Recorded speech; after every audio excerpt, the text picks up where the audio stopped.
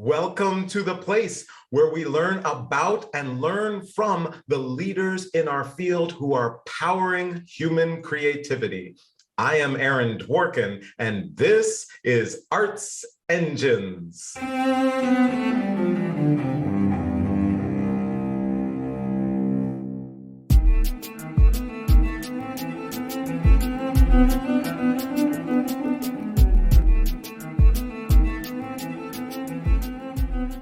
Thanks again for joining me here on Arts Engines. Today's guest is Joelle Thompson, who serves as the composer in residence at Houston Grand Opera, and of course is a renowned composer. Joelle, welcome to the show. Thank you so much. It's a pleasure to be here. Well, it is so great to have you on the show, and I have been so lucky and honored to be able to experience your work in progress and then in performance in a host of different ways, through Michigan, through Sphinx. And so I am just honored to have you on the show because your ability to create work that connects us to experiences and life experiences and social occurrences is really just extraordinary, and so I am just in awe of your work. So it's great to have you on the show. Thank you so much. Your words mean a lot. And also, I'm so excited because one of our great creative partners, Aspen Music Festival, helped us to co-curate this show. And you have a wonderful history with Aspen also, and having served as a composition fellow with them and have been able to workshop works there, and they've been able to play a role in your extraordinary career and so many other people as well. So I thought maybe what might be good first to just start off is that one of the works that you're very well known for is Seven Last Words of the Unarmed. And just wondering, for anyone in our audience who may not be familiar with the work, could you kind of just give us that brief description of the work, both its impact, but also its structure? Sure. Yeah. Seven Last Words of the Unarmed was a piece that I wrote while teaching at a small college in South Georgia. In 2015, we were wrestling with 2014, really, there was a Staten Island grand jury that chose not to indict the officer that took the life of Eric Garner. And in the wake of that decision, I felt a sense of worthlessness. And this piece was a way for me to hold on to my worth and my dignity as a Black man through connecting to the story and the lives of 7 other Black men whose words I took from Sharon Barghi's research on a pictogram series she had on Twitter, where she took the last words of these unarmed Black men that were killed by authority figures and paired them with a simple image. And so I decided to make a musical version of that using the liturgical and choral template of the 7 last words of Christ, which for me in the Christian tradition focuses on the humanity of Jesus. I wanted to focus on my own humanity. And so it served as a template for me to ponder that. So the last words of Kenneth Chamberlain, Amadou Diallo, Trayvon Martin, Michael Brown, Oscar Grant, John Crawford, and Eric Garner, I Can't Breathe, whose words were uttered again by, in 2020 by George Floyd. And so the piece is really just a very dark meditation on those lives and an attempt to hold on to my humanity in the process. Yeah, and it really is an extraordinary work, and I loved, and we were honored at University of Michigan when we were able to do the work here with Eugene Rogers and the Glee Club, and one of the things that stood out to me and kind of gets to this next question I wanted to ask you, which is that Amadou Diallo's mother was here for that performance, and I remember she said this obviously is just incredibly, it evokes, right, the experience and the loss of these human beings, and she said that this work did more to honor the memory and the legacy of her son than any of the protests.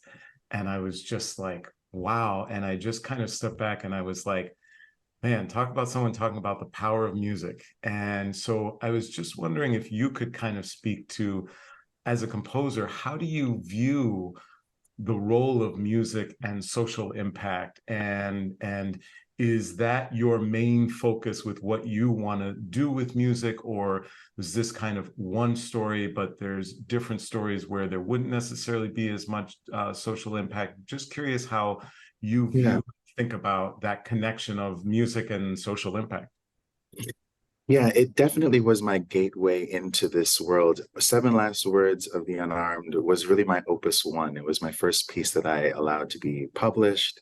The center of my musical identity at the time was that of a choral educator, and I really didn't think of myself as a composer. Um, and so Seven Last Words of the Unarmed is a piece that continues to teach me of the power and the possibility that is within music itself.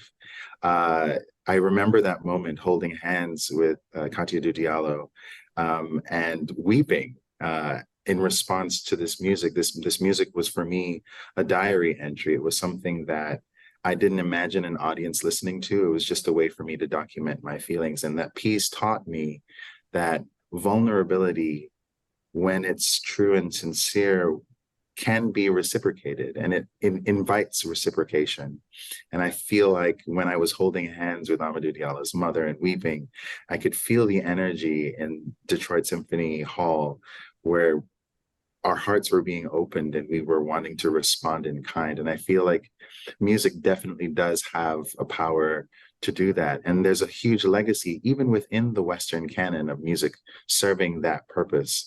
I don't feel that Beethoven was um, Beethoven was basically doing the same thing with Fidelio. He was criticizing, the criminal justice system at the time. Shostakovich, there's plenty of examples within his oeuvre that point to him responding to the society around him in overt and necessarily subtle ways in his symphonic repertoire. So there's a huge, if we really look carefully at the giants of the Western canon, I'm definitely within that tradition. But there's, of course, another tradition that I bring, being raised in the church, the gospel tradition, the church being the site of change for African Americans in this country. And Nina Simone is what I wrote my dissertation on, and the way that she used music to highlight social injustices in the world around her.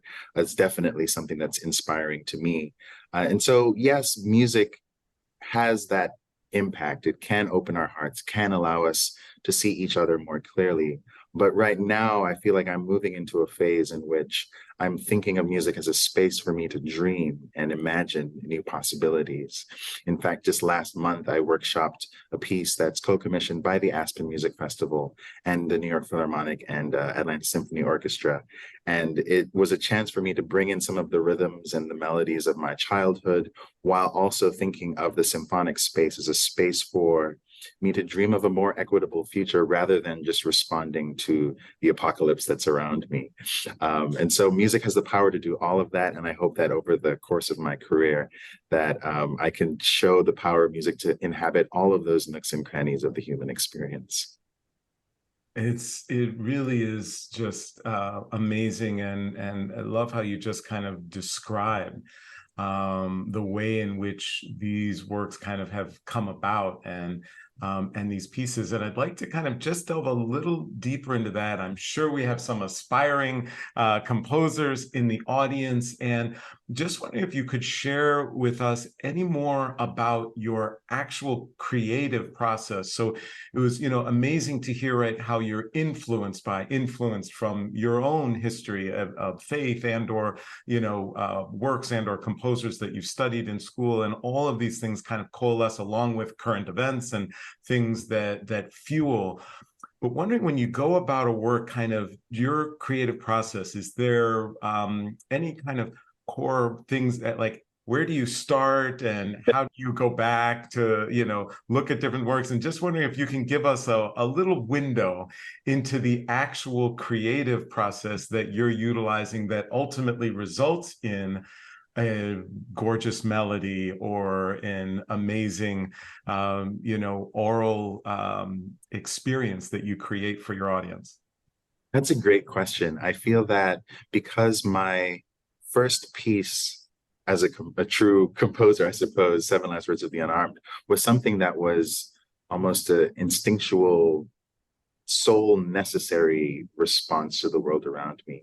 I needed to develop a creative process that would allow me, that was safe, really, that was emotionally safe, that wasn't something that would force me to do research into the darkness of, for Seven Last Words, I had to look at articles of, or I made myself, like look at all of the articles surrounding these men and their deaths. And that's a little unhealthy sometimes. And so I had to develop a creative process that would keep me emotionally safe, but still do what I needed the piece to do, which the first goal is for it to feel as if it's um, from the soul, it's absolutely necessary. I feel like every piece that I attempt, even if it's something that's commissioned from an external body and not necessarily of my own volition, not volition, but of my own will, I suppose, that I find something that I need to examine. Recently I turned to the words of James Baldwin. I read a lot of James Baldwin while I was at the Aspen Music Festival in 2017, but I responded to his words musically in a format that you're very familiar with as a composer, with narrator and orchestra.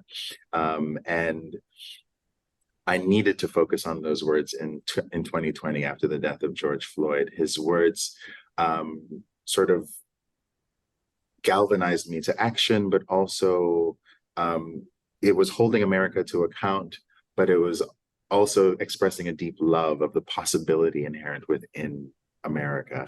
And so that balance, Baldwin towed the line very well. And I needed to examine and live in that space. And so every piece that I start, I have to find out what that thing is that I need to examine. And right now it's what am I imagining for the future, not necessarily the trauma. I want to use this space to dream. And because I work a lot with vocal music, text is always a wonderful guide for me, even if it's something instrumental. And so a lot of it is memorizing the text. My first steps are, if one were to have a camera in my in my apartment, I would be walking around like a madman, reciting the words over and over again to find the right nuance, where the inflection goes. That then leads to melodic contour, and then the harmony sort of undergirding that will give some sort of context as to how I feel about those words. But it keeps changing from piece to piece. In fact, there's one string quartet that I wrote when I first arrived at Yale about 2018, 2019, where I gave myself a task. I almost gamified the process, where I said I would respond to the news of the day by writing the string quartet, by sketching. So I would take in all of the news. I remember the Tree of Life synagogue shooting happened there, and that was a dark day. And a lot of the material I wrote was dark, but it was ended up being the sort of stream of consciousness of in response to the madness around me. That's the name of the piece, In Response to the Madness. And so I'm trying to figure out what that process is. I don't think it will ever be solidified. But for each project, for each piece, I think I have to start with what is it that I need to express or explore or communicate right now. It really is amazing. And thank you for just sharing that, just exquisite and personal process that you go through in the midst of this creation, which is incredible. So unfortunately, we are just about out of time, but I always like to ask my guests, there's this incredible experience of creation that you're doing, but there must be tough days or days when it feels like the notes or the words are not coming out. And just wondering, when you're in the midst of some of whatever might be those greatest challenges, is there a place you turn to for inspiration, for strength, for assistance to overcome what might seem insurmountable? Oh yes. I mean, I have my family and my chosen family. I I have to remind myself constantly that I'm not an island. My siblings are definitely a resource that I lean upon. And I like to take in as much art as possible. I feel like the foundation of the compositional craft for me is listening, which seems to be counterintuitive. But the more that I not only listen to other types of music, but also listen inward to what my soul needs to express or communicate, the better the project, the better the musical result.